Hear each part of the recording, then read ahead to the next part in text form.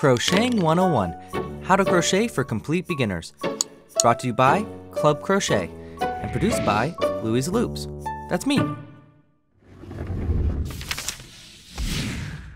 Chapter 8, Changing Colors. So you're making a hat and your ball of yarn is just about out, but you still have 4 more rounds to go. Or maybe you want to add a bit more detail to your amigurumi. Whatever the reason is, eventually you'll need to change to a different strand of yarn in crocheting. Learning how to change yarn in the middle of a round is a vital skill to know, and here's how you do it.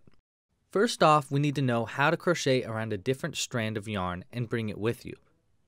And that's easy. Let's start to make a single crochet. We'll pull a loop through the next stitch.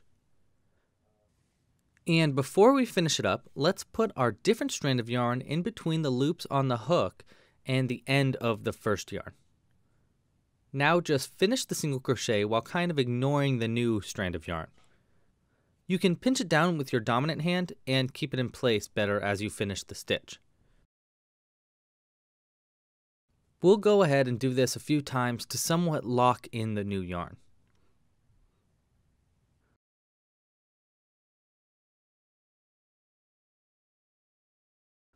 Okay, now let's change to the second color. Like we did when we first added the new yarn, let's halfway make a single crochet without finishing the stitch. I like placing my index finger of my non-dominant left hand in between the strands of yarn, and then just flip the new color strand under the other one like this. Then yarn over with our new color and pull through.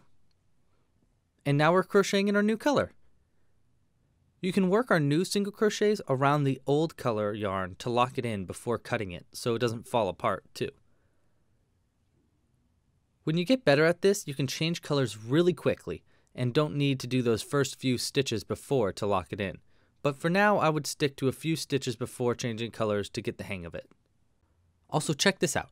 Now that you're carrying the 2 different colors, we can change colors for just small parts of the stitches, like making the top of the stitch one color and the bottom another.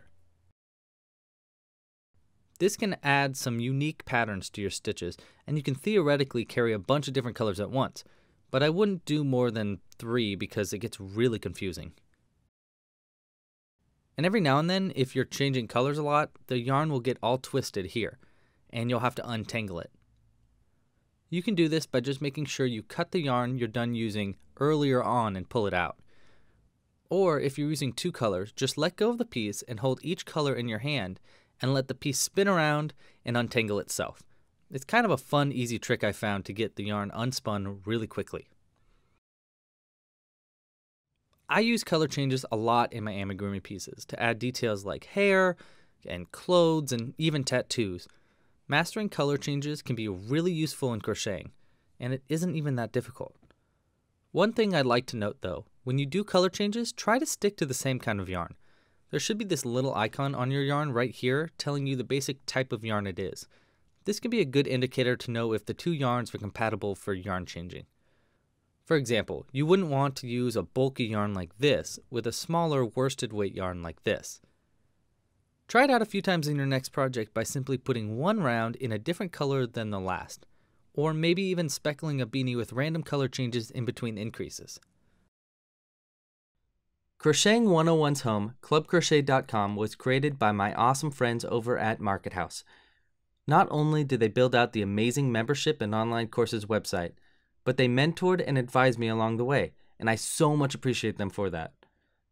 Grow your brand and build your business with Market House, specializing in web design and digital marketing. Check them out at mkt.house.